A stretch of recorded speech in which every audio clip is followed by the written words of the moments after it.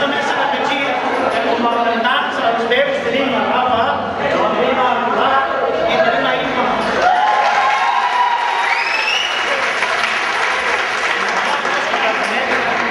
Bueno, aquestes 4 cançons que hem triat són 4 cançons populars que es canten, que s'han cantat sempre tradicionalment, la gent que tenim a la nostra edat les coneixem totes, són cançons populars de Pasqua, el títol i el Picota i Xumba, Coneguda, Tio Pep, la Manta al Coll i la Tarada.